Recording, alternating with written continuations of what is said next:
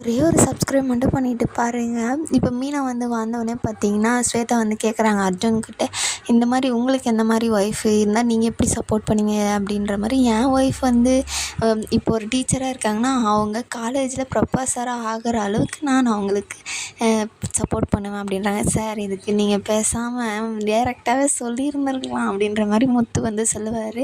சரி சரி உட்காருங்க எல்லோரும் சாப்பிடுவோம் அப்படின்னு சொல்லிட்டு பார்த்தீங்கன்னா, எல்லோரும் சாப்பிட உட்காரும்போது கரெக்டாக மீனாவுக்கு ஃபோன் வருது. சரி மீனா நீ போய் பேசுப்போ அப்படின்னு சொல்லிட்டு சீதா தான் ஃபோன் பண்ணுறான்னு சொல்லிட்டு வெளியே போய் எடுத்துன்னு போய் பேசுகிறாங்க.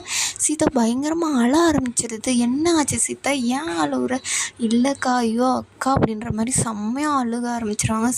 அவங்களுக்கு ஒன்றுமே பண்ண முடியாது. பார்த்திங்கன்னா என்ன ஆச்சு சொல்லு அப்படின்ற மாதிரி கேட்கும்போது, அவர் என்னை அடிச்சிட்டாருக்கா அப்படின்றாங்க.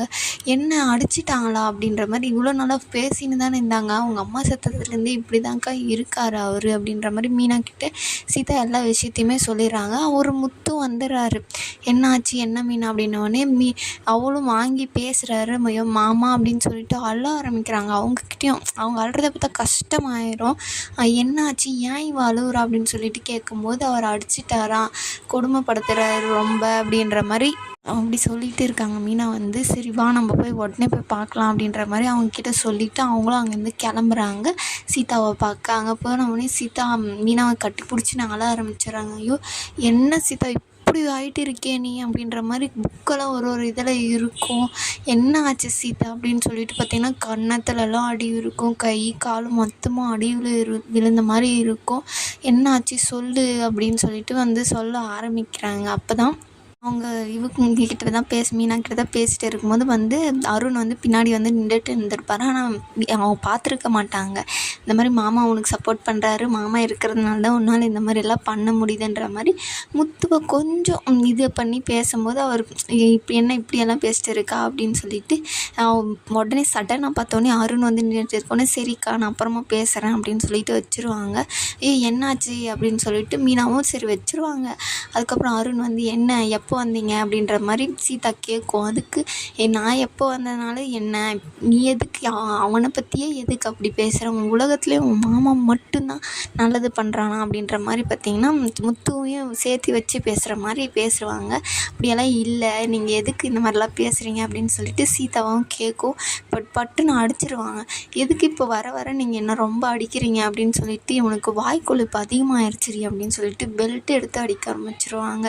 யாருக்குமே அந்த மாதிரினா ரொம்ப கஷ்டமாக தானே இருக்கும். அவங்க அக்கா கேட்கும்போது அவங்களும் சொல்லிகிட்டே இருந்து, இந்த போலீஸ்காரன் எதுக்கு இந்த மாதிரியெல்லாம் பண்ணுறான், என் மேலே இருக்கிற கோவத்தில் எதுக்கு இவன் ஒரு மேலே காமிக்கணும், நீ ஏன் ஃபஸ்ட்டே இதெல்லாம் சொல்லலை, உனக்கு கேட்குறதுக்கு யாரும் இல்லைனாலையா, நாங்களாம் இருக்கிறது உனக்கு தெரியலையா அப்படின்ற மாதிரி முத்து பார்த்திங்கன்னா சொல்லிட்டு இருக்காங்க சீதா கிட்டே. இல்லை மாமா, அவங்க அம்மா செத்ததுலேருந்து தான் இப்படியெல்லாம் பண்ணுறாரு, அதுக்கு முன்னாடி என்னை நல்லா தான் பார்த்துக்கினாரு அப்படின்ற மாதிரி சொல்கிறாங்க.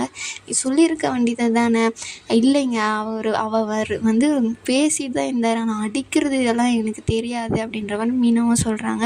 நீ ஃபஸ்ட்டு கிளம்பு, நம்ம வீட்டுக்கு போய். இல்லை வேணாம், அம்மா வந்தால் ரொம்ப கஷ்டப்படும் அப்படின்னு சொல்லிட்டு, ஒவ்வொரு பொண்ணும் இப்படி தானே அவங்க அம்மாக்காக யோசிப்பாங்க. நம்ம போனால் எங்கே கஷ்டப்பட்டுருவாங்களோ அப்படின்னு சொல்லிட்டு பார்த்திங்கன்னா, இல்லை நான் வரல அப்படின்றாங்க. இல்லை இல்லை, இங்கே இருந்து உன்னையெல்லாம் இங்கே விட்டுட்டு போகிறதா இல்லை, அடித்து ஏதாச்சும் என்ன பண்ணிடணுமா உன்னை அவன் அப்படின்னு சொல்லிட்டு, நான் போய் துணியெல்லாம் எடுத்துகிட்டு வரேன்னு சொல்லிட்டு மீனாவும் எடுத்துகிட்டு அங்கேருந்து கிளம்பிடுவாங்க. அவங்க கிளம்புனோடனே பார்த்திங்கன்னா கார்லேயே உட்காந்துட்டு இருக்கும். இறங்கி வா போகலாம். இல்லை அம்மாவுக்கு தெரிய வேண்டாம், நான் கொஞ்ச நாள் இங்கே இருந்துட்டு நான் அதுக்கப்புறம் போயிடுறேன் அப்படின்ற மாதிரி அவங்களும் சொல்லுவாங்க. இப்படி பண்ணி தான் உன் வாழ்க்கை இந்த மாதிரி ஆயிருக்கு, எதாக இருந்தாலும் உங்கள் அம்மாவுக்கு தெரியட்டும் வான்னு சொல்லிட்டு போனோடனே சீதாவை வாங்க மாமா அக்காலாம் வந்திருக்காங்க, சீதாவும் வந்திருக்குன்னு சொல்லிட்டு பார்த்திங்கன்னா வரும்போது, என்னாச்சு சீதா, ஏன் நீ இந்த மாதிரியெல்லாம் இருக்கா அப்படின்ற மாதிரி அவங்க அம்மாவும் கேட்குறாங்க. அவங்களும் ஒன்றும் இல்லைம்மா அப்படின்னு சொல்லிட்டு அழ ஆரம்பிச்சிருவாங்க. அவங்க அம்மாவும் அவங்கள பார்த்து, யாரை ஒரு பொண்ணு அழுந்து அவங்க அம்மாவும் அழ ஆரம்பிப்பாங்க இல்லையா, அந்த மாதிரி அவங்கள அழ ஆரம்பிச்சிடுறாங்க. ரூமுக்கு கூட்டின்னு போய் இந்த மாதிரிலாம் நடந்துச்சு, ஏன் இப்படியெல்லாம் பண்ணுறாரு, அவர் நல்லா தானே பார்த்துக்கினாரு அப்படின்னு. இல்லை இது நானாக அமைச்சிக்கின வாழ்க்கை, அதனால தான் உங்ககிட்ட சொல்லலை, இதெல்லாம் எதுக்கும் உனக்கு, நீ அமைச்சிக்கிட்டாலும் நாங்களாம் யாரும் உனக்கு இல்லையா அப்படின்ற மாதிரி முத்துவும் அவங்களுக்கு சப்போர்ட் பண்ணி பேசுகிறாங்க. என்னாச்சு மாமா என்னாச்சு அப்படின்னு சொல்லிட்டு சத்யாவும் கேட்குறாங்க. ஆனால் ரேகா ஃபேஸ் ஒரு மாதிரி மாறுது, என்னென்னு தெரியல. ஆனால் இவங்க வந்ததுனால இதனாலயா அப்படின்ட்டு சொல்லிட்டு சொல்ல முடியாது இல்லையா? அவங்க மனசுலேயும் என்ன இருக்குன்னு தெரியல. அதுக்கப்புறம் இங்கவே இருக்கட்டும், நீ அருண் ஃபோன் பண்ணாலும் எடுக்காத, நீ அவனுக்கு பண்ணாத அப்படின்ற மாதிரி முத்து வந்து சொல்லிட்டு வெளியே போயிடுறாங்க. என்னாச்சு என்னாச்சு அப்படின்ற மாதிரி சத்யாவும் கேட்குறாங்க. நான் உங்களுக்கு சொல்கிறேன் அப்படின்னு சொல்லிட்டு சொல்கிறாங்க.